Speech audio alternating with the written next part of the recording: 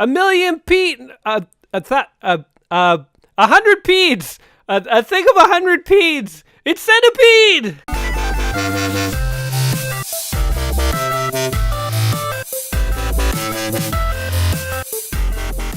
Welcome back to another episode of Let's Play Thousand Games. I'm your host, Gaming Jay, and today we're hopping into the 1980 Atari classic known as Centipede. This is one of the great arcade games from the golden era of gaming. And of course it was by Atari, because Atari dominated the market back then. We're going to actually play this game a little bit on arcade, then we're going to pop over into the Atari 7800, not the 2600, but the 7800, to see what it looked like on that, because that was Atari's kind of premier home console back in, I think it came out in like 1987. Anyway, without further ado, let's go ahead and hop in here. As you can see, we take on the role of a thing that shoots stuff that kills centipedes, mushrooms, and the occasional spider. So, let's do this. So here we go. I'm controlling the game with a trackpad, the way it was meant to be played. And I did this back when I played Missile Command too. I have said this in a number of videos, so I won't linger on the point, but I do believe in playing video games with the original control schemes that they were meant to be played with.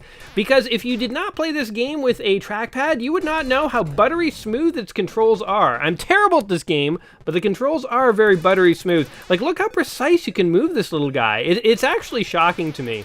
I definitely had a sort of stigma in my head where I believed that old games not only looked very old, well, God, I wasn't even paying attention to the spider there, not only looked very old, but also did not control very precisely. Before I started this series, I just kind of had that idea in my head. I think a lot of us do. Hey, we beat the centipede. Boom, we did it.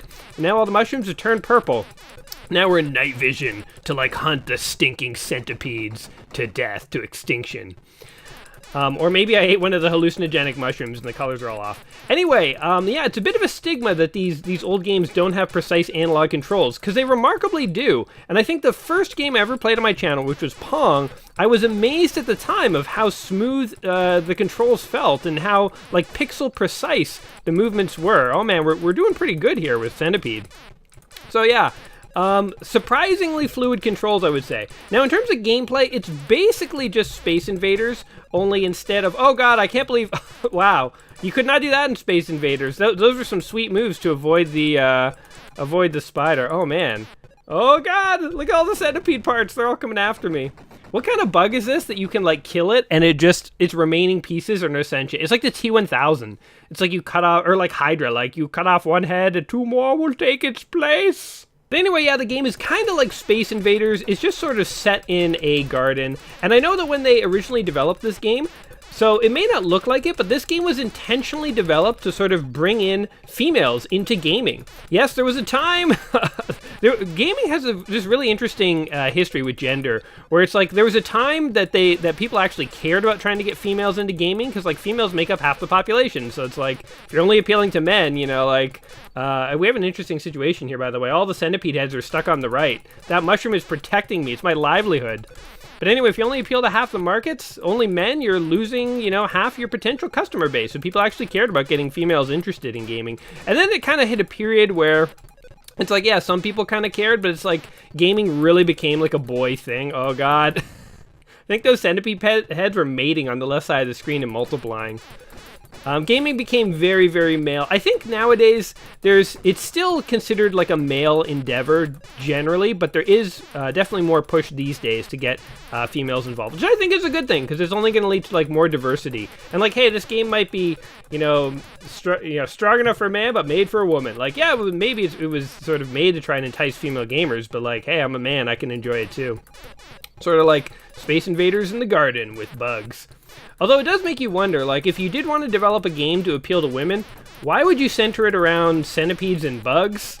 I mean, I guess it, like, feeds into the stereotype that women like the garden, but, I mean, I don't know, like, bugs would not be my first... Bugs just wouldn't be my, like, go-to first response. If someone came to me and said, Jay, look, we gotta get girls involved in gaming, it wouldn't be like, Chuck, you know what we need? More bugs. It just seems like an odd choice. This game was developed by Ed Log, however, who's the legendary developer, oh god, that spider came right for me, who developed Gauntlet. And we have definitely tried Gauntlet on this channel. Fun game, challenging game though, and I'm not a super fan of the sort of health that constantly degenerates. But I can appreciate that it does add a bit of tension to the game and forces you to kind of carry forward. So maybe that's just me not being very good at Gauntlet, wishing it was easier. So, hey, we're doing pretty good. We haven't died this time around. Let's see if I can keep it up. So, I know that when I go and play this on the 7800, the controls are not going to be as precise. Now I'm actually kind of dreading it. I am getting kind of used to the fact that these controls are pretty precise, and they kind of do exactly what you want. So yeah, I mean, I've said this before too, but I think controls like a big thing that makes a game good, like having precise controls. And Color me impressed so far with the controls of Centipede. I remember playing Centipede as a kid on like my dad's Atari 2600, but you know, like everything on the Atari was definitely like a really dumbed down version of an arcade game. Oh, is this the farthest level we've ever been on? Yeah, we're fighting yellow centipedes now. Oh god, and the spiders are even faster. That spider. He just flew off the screen. Oh, what is this? A slimy lizard. Oh, we killed him. We killed the wiggling lizard. All right. Easy. I could see if you like Space Invaders, how this would be like right up your alley, like literally. Because it is very, very similar in gameplay style. Oh, what the hell? The centipede just came right for me. Okay, when they're near the bottom. Wait, what was that? Something fell from the sky. What is happening in this garden? Oh my god, there's just one more centipede to kill! Come here, come here! Ah. Okay, here we go, here we go! No, now there's 3! They're multiplying! I can't hit any of them! Oh my god, there was like a UFO or something around the top of the screen. Things got intense there, guys. Oh, what is this? Oh, there's beetles falling from the sky, from the heavens, raining down on me. Oh my god, they ramped it up to 11 here. They're like, nobody passes level 4. Level 4 is where everyone dies. Enjoy your... Oh, did I get extra life? Oh, and I passed it. The slimy lizard's back. Things are getting so intense, I cannot comment. My guy has turned blue. He has successfully morphed his personality, soul, and body into the color blue. Oh, and there's more lizards. Oh, things are just... I can't even comment. Things are happening so fast. I did not expect this today. I thought I was going to sit down and play a nice classic old arcade game, be nice and peaceful. I can't even comment fast enough on the stuff that's happening. And I have like a list of stuff. I have a list beside me of like things to talk about for Centipede. Like I can't even like take my eyes off the screen long enough to like look at what might even be on that list because I'm afraid I'll die. Oh my god. Oh, the one centipede head got me. It was just me and a head, and the head won. Oh, now the centipede's back. All right. So I wonder if you want to be killing the mushrooms or if like it doesn't really matter. Boom! I guess you do want to be killing them because I cannot, like the top of the screen, I can't even get to it now. It's just like covered in mushrooms. You know what, they should give you a bonus level where you turn into a lawnmower and you just like, you know, strip clear the entire screen. Yay. Oh, it's hard to control with a trackball. There we go. Boom! 1 coin, 1 play. Should we play this? Let's play the arcade game one more time. Because, again, I haven't had a chance to talk about all the stuff I wanted to say about Centipede, and then we'll kind of pop over to the Atari 2600. So going back to the female players thing for a bit, this game actually succeeded. I think at its peak it had 60% of its player base were females, which is pretty impressive, I would say. Again, this is probably a stereotype, but like I was of the impression that like, you know, girls were not big gamers back in the 80s. So it's really cool that they actually made an attempt to do this.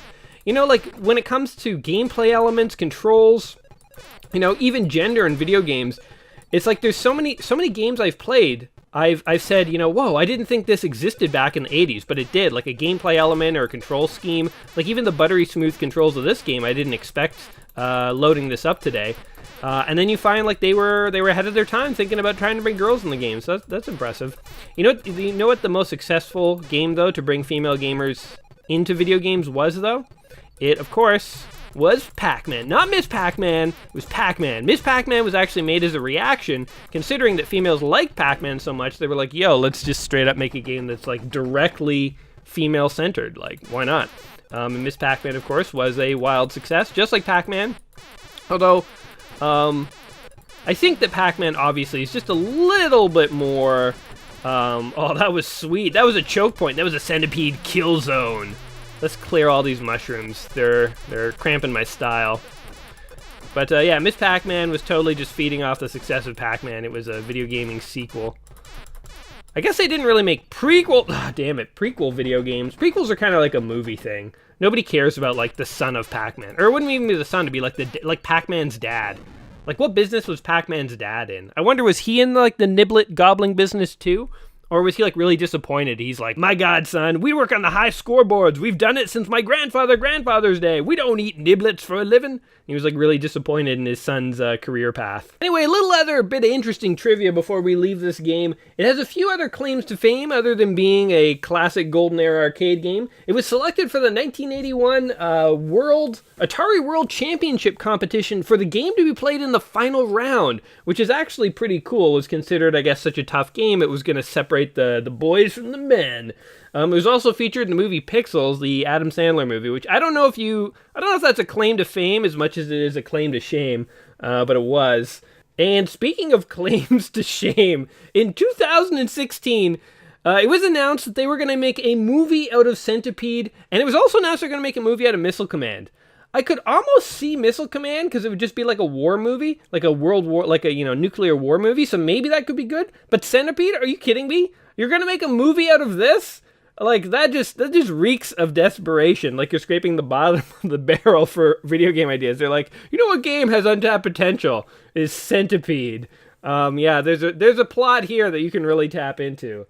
All right, let's switch over to the Atari 7800 and we'll see what this bad boy looked like on the home console. All right, and here we are, Atari Centipede in 1984. So 4 years had gone by. Let's go ahead and give this bad boy a shot. So, we got the sweet Atari sound effects. It doesn't matter if you're playing on the Atari 2600 or the 5200 or the 7800. They all have like the exact same sound waves. And yeah, this is it. So not bad, I would say. As far as like home ports go, like even just playing it for like 5 seconds that I've played, it's not bad. It's a little slower than the arcade. Obviously the controls are different. I'm using a joystick now instead of a trackball, but not bad, all things considered. It's actually a lot easier to sort of shoot the Centipede in the home console version here. I do like, by the way, that you can run into the mushrooms and it doesn't hurt you. I was worried actually that touching the mushrooms would kill you, because usually like in these old video games, it's like everything that could kill you does kill you. But luckily that's not the case. You can just sort of freely move through them.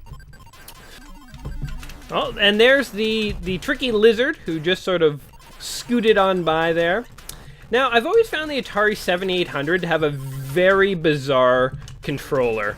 Like, I'll put a picture of this up for just a second, but if you look at it, it sort of has like 2 buttons on the side and like a joystick, and you're kind of supposed to like grip it almost underneath. I don't know. I'm actually not playing this using an Atari 7800 joystick. I was hoping I could get one, but it just turned out that I couldn't in time for this video. But I kind of do want to get one in future, because we have played 2 Atari 7800 games on my channel here. I think the other one was Galaga. And, you know, as I just said at the beginning of the video, I kind of like the idea of getting real controllers, even if we're, can't play on the original hardware for some reason. And we got game over there. So difficult game. The Atari 7800, though, is an interesting beast. I don't think I talked about this when I played Galaga, but it came out in 1986, and so it essentially was competing with NES. And like, if you look at this game, like if I hadn't said that, you might have looked at this and been like, oh yeah, looks not bad for maybe like 1982 or 3. But then on the opening screen, you might have noticed 1984 and thought, oh, okay, so, well, maybe 1984. It's pushing it, but it doesn't look too bad. But like 1985, that's when like Super Mario Brothers came out. Like imagine you had a choice as a kid to play this or Super Mario Brothers. Like, of course you're going to play Super Mario Brothers. Like, this just looks so dated. And I think, actually, that is, like, an interesting problem that the Atari 7800 had. It came out in, as I say, 1986, but its, like, main games were, like, arcade games that were, like, anywhere from 4 to 7 years old. Like, I think they made a big deal about, high-quality ports of Asteroids and Joust. But, like, that's like 4 and 7 years old, respectively. Those are old games. Like, nobody in 1986 wanted to play Joust. That was like, your dad plays Joust. It was like an insult on the schoolyard at recess.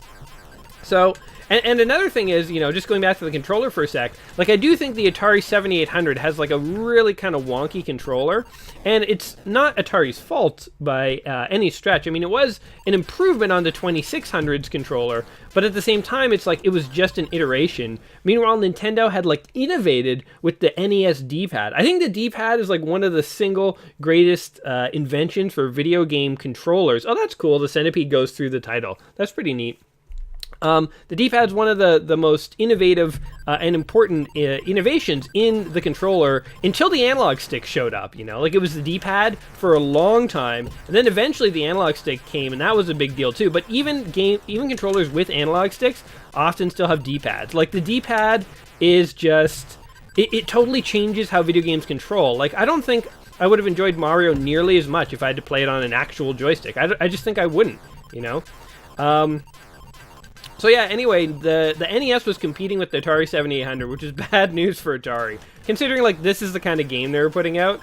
Again, would have been fine for earlier in the 80s, but starting to look a little aged by the time like Mario's your competition. Because definitely like Mario, like, the sound, it sounds better, it looks better, there's more colors, it's, the screen scrolls, you're not locked into like one never-ending arena, there's power-ups, there's just so much more going on. I think to Atari's credit, too, another reason why Nintendo just, sort of dominated them in terms of games when it came to looking at the 7800 versus the NES, is that Nintendo had really, and in fact, I think it's a little better nowadays, but I don't think it's that much better, but Nintendo has like a bad history of being really controlling with their third-party developers. And they essentially would not let anyone produce games for the Atari 7800. They had like a clause, like if you produce games for us, you're not allowed to produce your games on any other console, basically. And so that basically limited what software could even be produced for the Atari 7800 here, and that was like another nail in the coffin. So like for a variety of reasons, the 7800 never really lived up to its potential.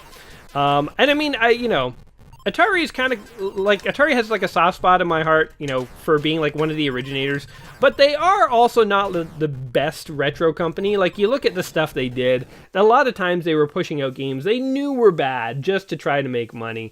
But Nintendo really came in with like really high quality as a standard and kind of like changed the scene.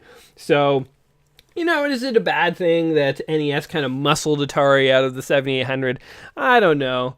I feel like Nintendo, they did what they did best. They just put out quality products. They innovated. They took chances. And, you say what you will about anything that Nintendo does, even today. Like, there's still some stuff they do today that I think is kind of dumb. But, like, I can never fault them for, like, being innovators and wanting to try new things. So it's like, I may not always agree with what they do, but I'm happy they're out there doing it. Because, that's how you get progress, people.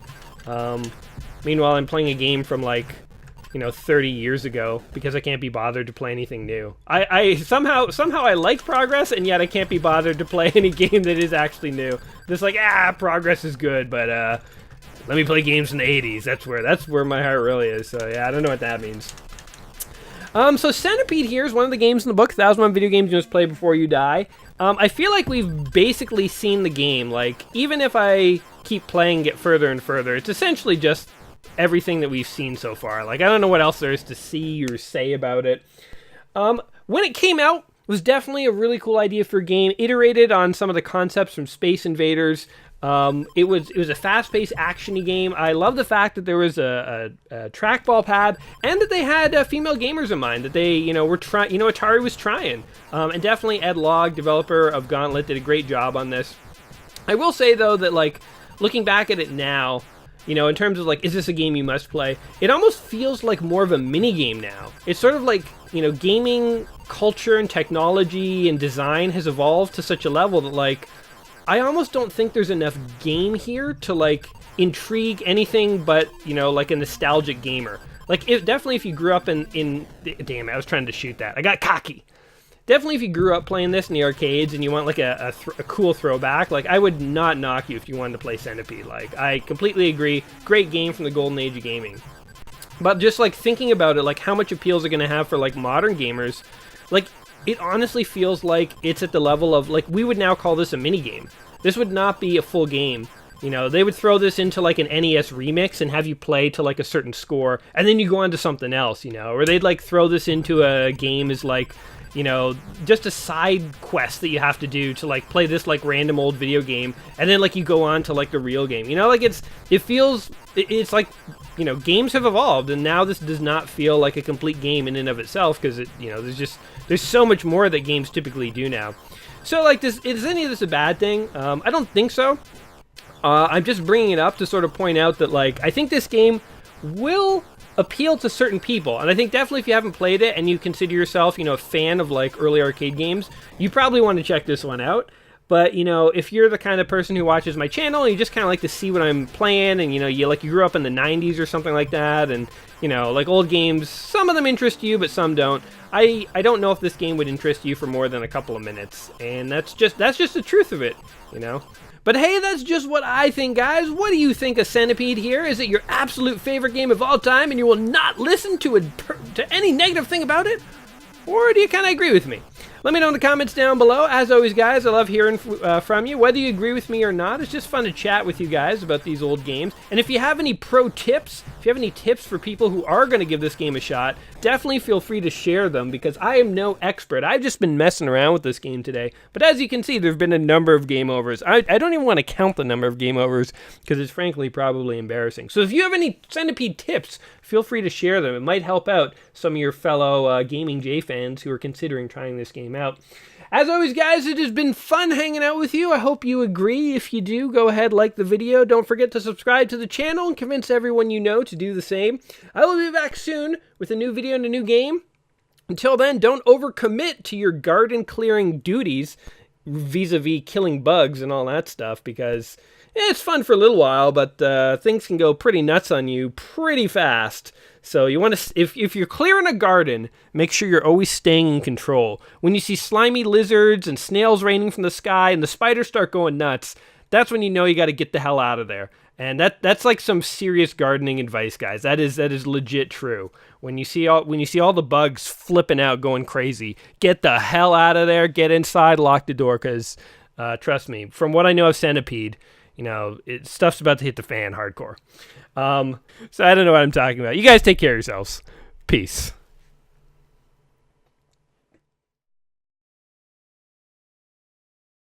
I couldn't help myself. I just had to see what the 2600 looked like. I like the title screen, actually. Actually, I think I like this title screen better than the 7800. Way more colorful.